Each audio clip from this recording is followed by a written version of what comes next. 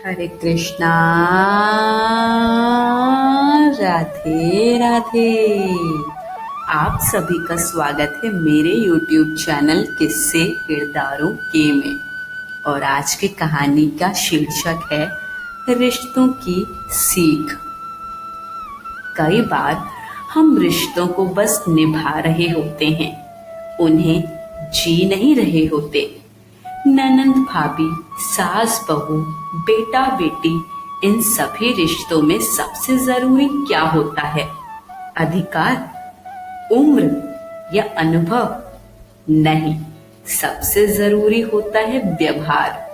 आज की कहानी आपको यही सोचने पर मजबूर कर देगी कि कहीं हम भी तो सिर्फ रिश्तों की औपचारिकताएं तो ही नहीं निभा रहे।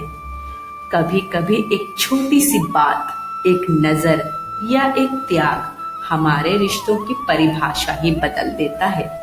तो आइए एक ऐसे ही रिश्ते की गहराई को महसूस करते हैं। शुरुआत करते हैं आज की कहानी की। भाभी, आप गई नहीं अभी तक? मैंने आपसे फोन पर कहा तो था कि आप निकल जाना, मुझे आने में देर हो जाएगी। नेहा ने अपनी भाभी स्मिता से कहा। अरे तो चली जाएगी, पूरा दिन पड़ा है। तू तो अब आई है सुबह से, अब ऐसे भला अच्छा लगता है कि बहन बेटी घर आए तो घर की बहू ही ना मिले?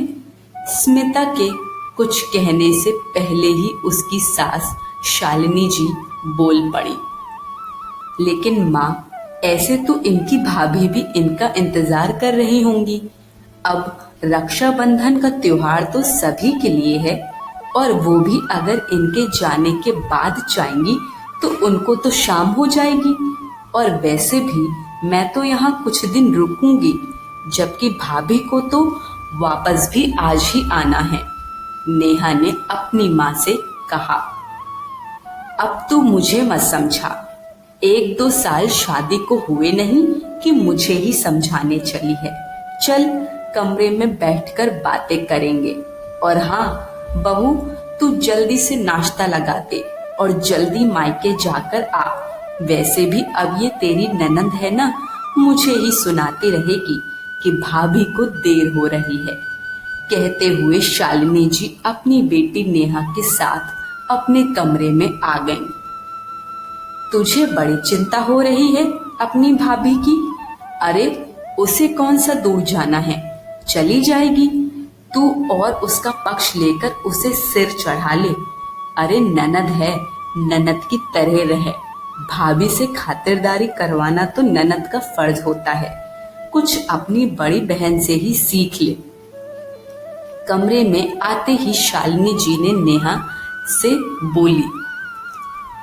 सही कह रही हो माँ, ननद हूँ तो ननद की तरह रहना चाहिए, जैसे रुचि दीदी रहती हैं। रुचि दीदी की शादी के 2 साल बाद अमित भैया की शादी हुई और 5 साल बाद मेरी। लेकिन मैंने ना तो दीदी से कुछ सीखा कि ननद होना क्या होता है, और ना ही भाभी से कि भाभी का फर्ज क्या होता है। अब देखो ना, दीदी तो हर रक्षाबंधन पर सुबह ही आकर राखी बांधकर अपनी सहेलियों से मिलने चली जाती हैं। आखिर सब सहेलियों का एक साथ मायके आना इसी दिन तो हो पाता है, और तभी सब आपस में मिल पाती हैं। लेकिन मैं हूं कि देर से ही आ पाई, उस पर भी भाभी से कह रही हूँ कि आप गई क्यों नहीं, जल्दी जाओ। आखिर ननद की तरह खातिरदारी करवाना मुझे आता ही नहीं। और देखो ना, ससुराल में भी नहीं रुकी कि मेरी ननद आई हैं तो कुछ उनकी खातिरदारी करूं, उन्हें नए नए पकवान बनाकर खिलाऊं, भाभी होने का फर्ज निभाऊं। सच में माँ, मैंने यहाँ कुछ नहीं सीखा, नेहा कहती जा रही थी। तू पागल हो गई है?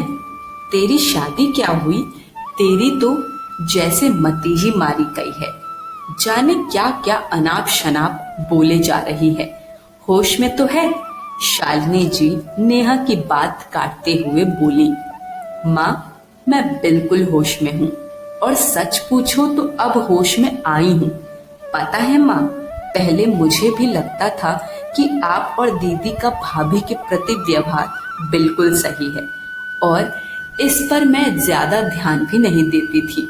लेकिन जब मेरी शादी हुई तब मुझे मेरी ननद के व्यवहार से पता चला कि वास्तव में ननद भाभी का रिश्ता होता क्या है। सच में माँ, एक सास बहू के रिश्ते में तो एक पीढ़ी का अंतर होता है, इसलिए अगर सोच विचार में अंतर हो तो चलता है, लेकिन ननद भाभी तो हम उम्र ही होती हैं, तो इन्हें तो एक दूसरे की भावनाओं को समझने में कठिनाई नहीं होनी चाहिए। लेकिन आश्चर्य इस बात का है कि दीदी जैसी ननद समझ ही नहीं पाती। आज आप मुझे समय पर देखकर इतनी खुश हैं तो वो भी मेरी ननद की वजह से है। और उस पर भी आप पूछ रही थी कि मुझे इतनी देर कैसे हो गई। वो तो अगर मेरी ननद आज ही वापस नहीं जाती तो मैं उनका इंतजार करती भी नहीं।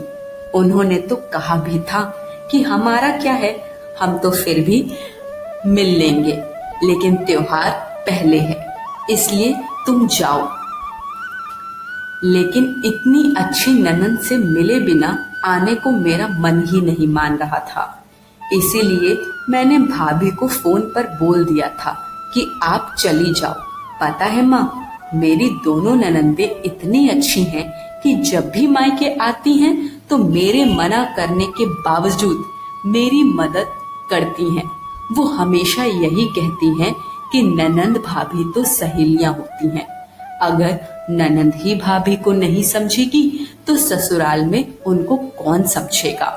और माँ, एक बात बोलूं, जो ननंद एक सहेली ना बनकर सिर्फ ननंद बनकर रहती है ना, तो वो अपने मम्मी पापा के सामने तक तो मायके में सम्मान पा लेती है, लेकिन बाद में मायका भी पराया सा लगने लगता है और उसे उतना प्यार भी नहीं मिलता।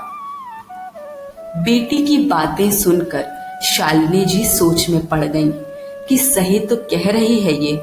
अब वो खुद भी तो अपनी ननंदों से दूरी बनाए रखती थी और उनसे उनकी भाभियां। शायद यही कारण है कि हम ननंद भाभी के रिश्ते में ही उलझे रहे, कभी एक दूसरे की सहेलियां ही नहीं बन पाए और धीरे धीरे प्रेम खत्म हो गया। बस रिश्तों की औपचारिकता ही निभा रहे हैं।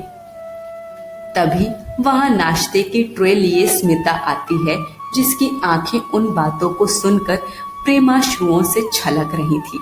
वह ट्रे रखकर नेहा के गले लग जाती है। शालिनी जी दोनों के सिर पर आशीर्वाद स्वरूप हाथ रखते हुए बोली, अब जाएगी भी जल्दी या मुझे भी रुलाएगी अब? और हाँ, आराम से लौट आना, कोई जल्दी नहीं है। शाम के खाने की चिंता मत करना, वो हम माँ बेटी मिलकर बना लेंगे।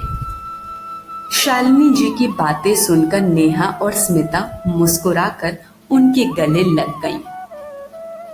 शिक्षा। रिश्ते अधिकार से नहीं, व्यवहार से निभाए जाते हैं। जब रिश्तों में दोस्ती और सहयोग होता है तब घर सिर्फ घर नहीं, अपना घर बन जाता है। आज की वीडियो यहीं समाप्त होती है। वीडियो पसंद आई हो तो कमेंट बॉक्स में हमें अपना फीडबैक जरूर दीजिए। वीडियो को लाइक शेयर करें और चैनल को सब्सक्राइब करें। सभी को